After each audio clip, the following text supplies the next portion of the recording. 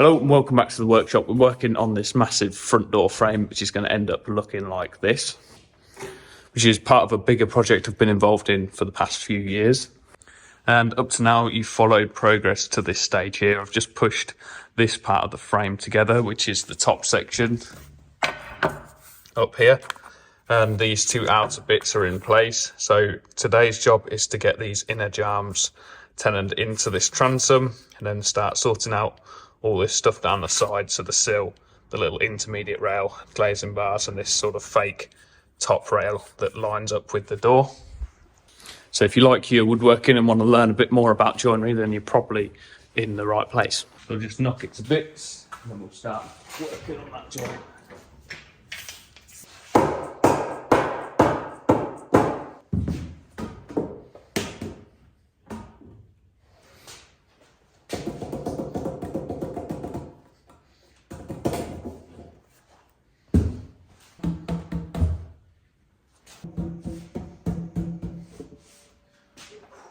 This is the outside of the frame. I've got my two lines here that are the outsides of that mortise. So we need to mark in the setback. So on the moulded side for this side of the joint is 33 mil. Then a setback from this line here, because we've got this big rebate here, I think it was 18.5 mil. So mark that one in as well. I'm just going to square that line up so I've got a bit more of a visual on it. Square this one down. Stop that beautifully there. And then the cut we're going to make for the diminished shoulder is going to be from this springing point here. So if I put my knife on, I can pivot it around it to where that moulding line comes into this setback line here. It's going to be like that. So start with a gentle score and just get a little bit deeper, just enough so that you can ledge your chisel into that groove when we're cutting it out. Then we've got a 45-degree coming out here to this point, and then this diminished shoulder here. So I'm just cutting down that centre.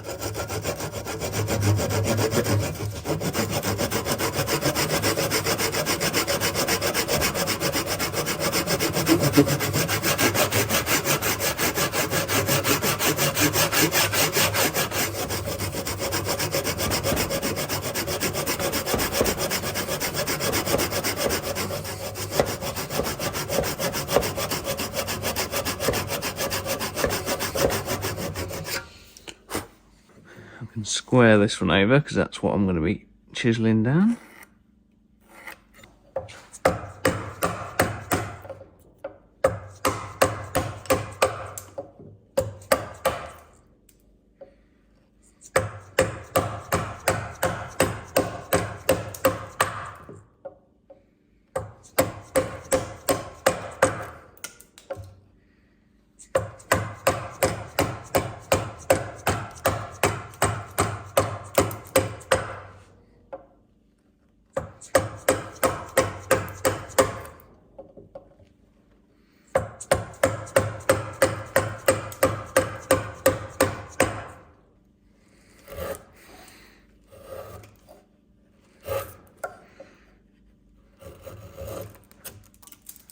Got really close to that score line. We can just drop our chisel into it so the grain above it's not going to affect the cut. Start working it back. Get a nice accurate. Now I think I can slightly undercut this shoulder. I don't want to go too mad with the undercut.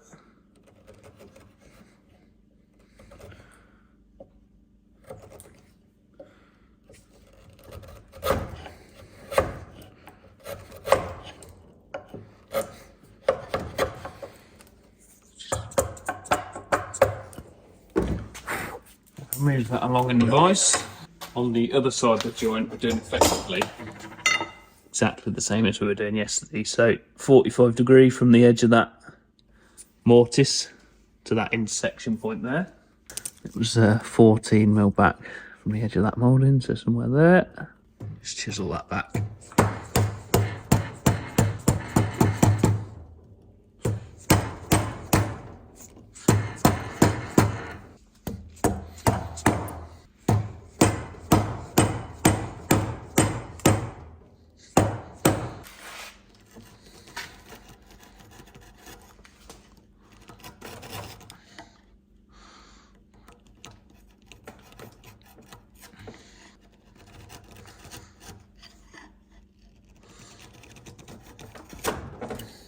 And because I've had to stop that moulding there, the cutter block hasn't fully finished forming this. So I'm just going to test my luck with the chisel, see if I've got the right grain to take some of this out to the right profile.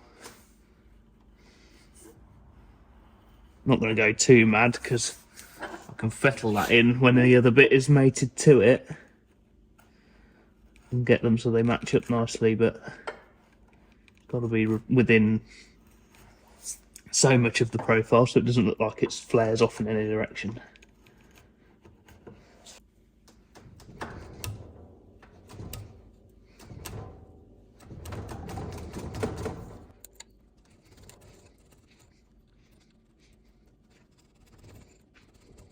We just need as well, remember yesterday we took this bit out before we did this mitre, so I've just got to take that back a little bit more than the position it's sat at now, so just remove that one.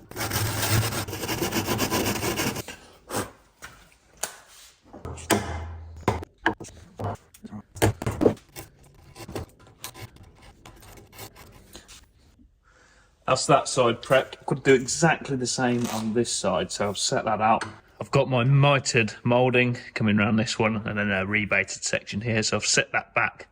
The depth of the rebate, in this case, it's just over 15 mil, and I've marked that line through, so I'll chop that out in exactly the same way. So the precision is really satisfying. Look, I've got this on the right on the edge of that mortise.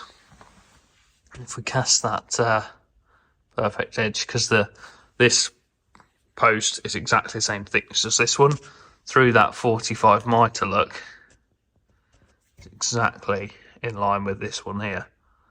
It's quite satisfying when it all works out nicely and precise.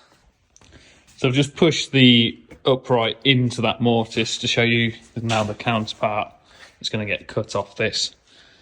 So you can see where I've marked that rebated shoulder in. So we've just got to go from this spring point here, the same amount back up from there. So it's effectively this point here, which is the 33 mil offset, going down to this point here, which is the 16 mil offset. The same on the underside. I made a bit of a mistake on this one. I've got a little bit of a patch repair to do. I've cut too far with the saw. I actually mashed the piece of wood into the saw blade as I was cutting these 45s, so got a little repair job on there, but it's the same principle underneath to line these pieces up. I'm going to get a couple of these and keep one square, because they are so handy. Mate, a great bit of kit. It's even better when you square the right line over. Should take the bulk of that off with the saw.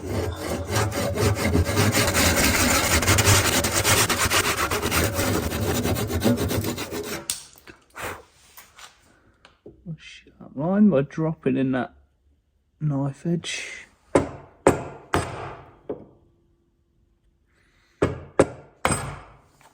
Ooh, didn't want to do that. That's nasty. I apologise for that one.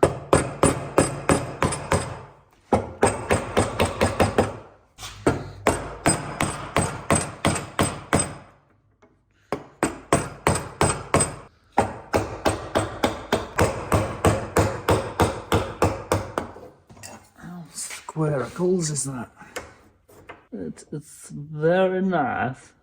Drill a couple of screw holes so I can screw it together, or pull it together with a screw.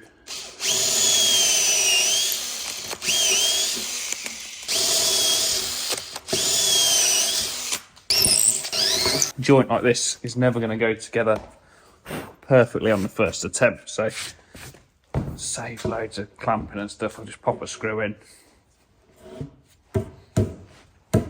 It's not bad, it's gone pretty close.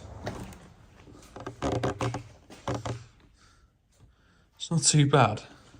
Final screws, and I'll probably use like a 6 mil screw, so use 5 for a start.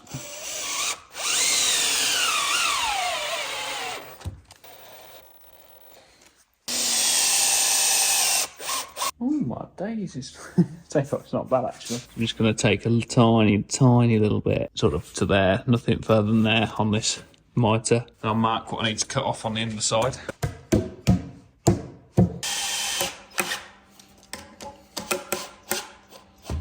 Oh my God, She's beautiful. The other side's pretty good too. Screwed a bit of fluff in from the workbench, but got that small repair to do where I mashed it into the saw. But other than that, really happy with how that's gone. You see there with that moulding, I've not followed it out. I've not finished it out and squared it off so it runs true with the profile. It's just lipping up a little bit, so I've got that to do as well. Yeah, pretty happy with that. She sits nice and square too. Legend. Let's do the other one.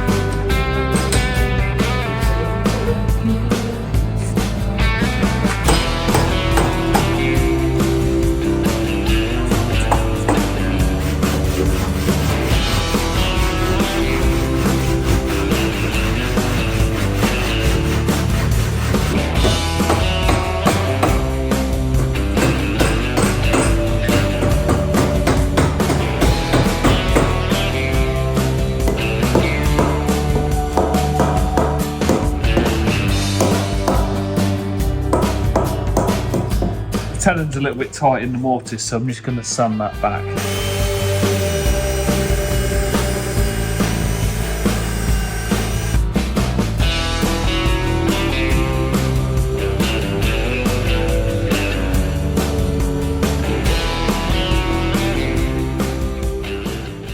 Okay, so this one been a little bit more troublesome.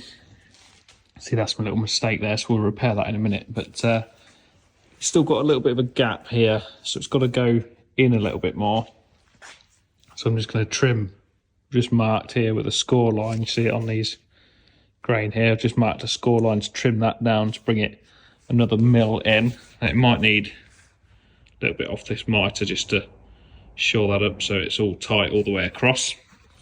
That will hopefully bring this down another millimetre. We'll check it again before we do any more alterations. I've just got it in one leg so I can sort of flip it over on the bench. See, these are big sections of wood. Yeah, not easy to just pick it up and have a look at the other side. See, if I flip it over, it's showing pretty good here. Again, just a bit shy away from that scribe base, so wants a tiny bit taken off the bottom of that mitre. And again, I've marked the grain with a Stanley knife and a ruler just to scribe them two into each other. So take it back apart, trim them back, and then see how it fits. Before I forget, I was having a trouble with it sort of sitting. This line here wasn't in line with this one here. It was sat sort of this way of it. So the mitre had a massive gap, and it looked like if you didn't pay attention to what you were doing, it looked like you've got to take more off of this joint to bring it all down to close the mitre up. But what had actually happened was the tenon was slightly twisted, so this bit of wood in the whole piece of, like the whole orientation of that piece of wood was slightly twisted in this direction, forcing this shoulder to obviously part the joint and create a big gap here, but tight along this one.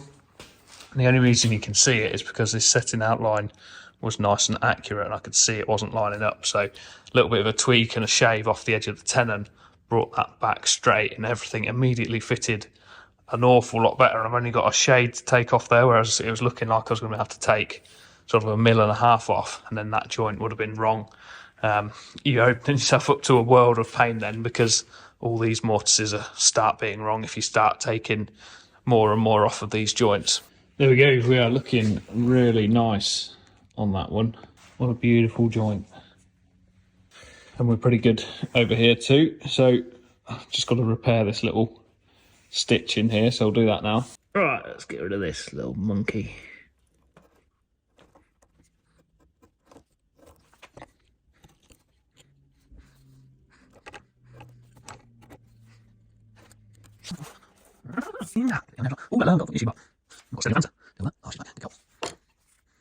So just a bit of like mitre super glue.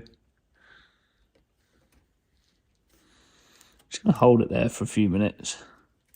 let it soak in well before I activate it.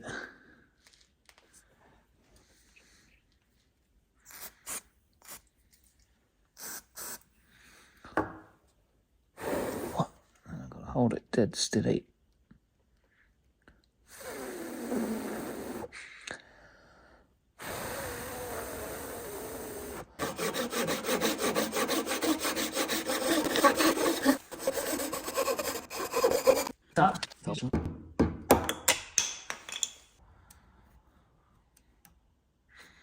Bought this one for cutting dovetails, but it's a bit too slow.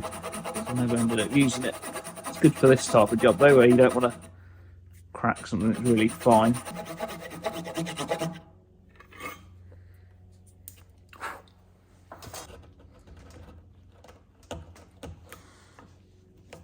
There we go, sports fans. She's neon invisible. I'm sure that'll be alright if you stain that. But this is being painted, so it's not too much bother, is it? Anyway, there we go. It's brought that joint pretty much. I'm sure with a clamp that will come up nice. Just got a screw in it, and it's a screw I've been reusing, so it's a bit slippy. But yeah, front and back.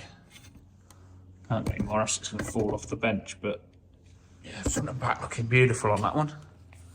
So happy days. Happy days indeed. Look at that for a joint.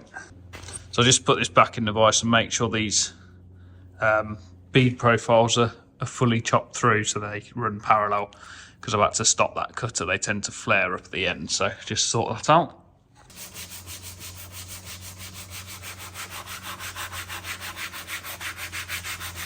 I've just fettled these so they fit in nicely and nice and snug. Just nip up. I've got to take a little bit off the thickness of that because it just comes past that mould in there, just so it runs in line with it, so that's no problem. So there's no moulding on the sill. I opted to have a square sill. So I've set that shoulder again to the edge of that moulding there, which was 33mm. So this shoulder is again set 33mm from this rebate position. So I've just got to cut this piece of material out completely square through here, down to that edge there, and just mill that out so a nice flat surface. So then just I'm going to use the router to chisel that off flush. So with the camera in the way, I'll get rid of this bit.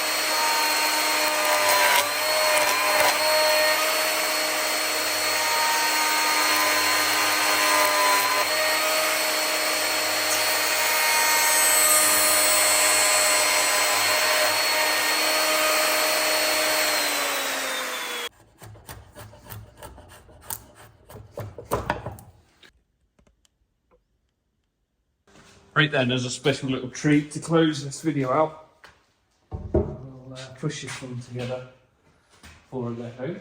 Just got to go together in this order. We've got to get this door jamb, so the inner door jamb, into the transom first. Then we can load this sill and this intermediate rail into that door jamb. We can put the outer frame jambs onto that, them 3 tenons, and then we can put these little intermediate rails at the top in and put the head on.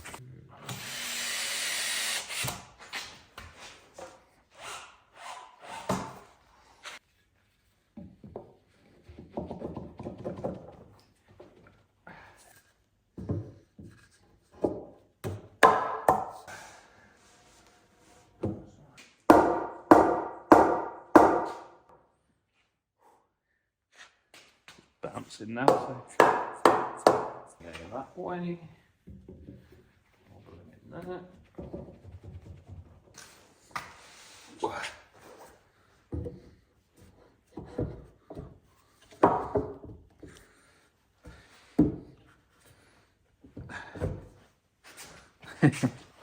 Yeah, heavier bits of wood actually.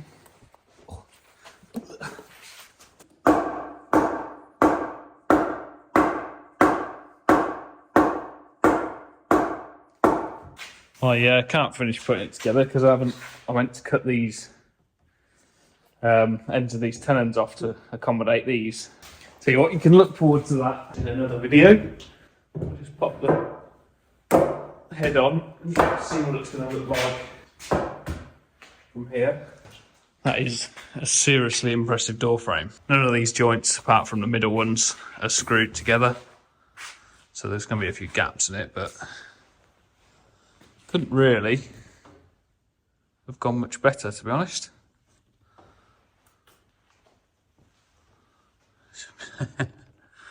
What a beautiful thing.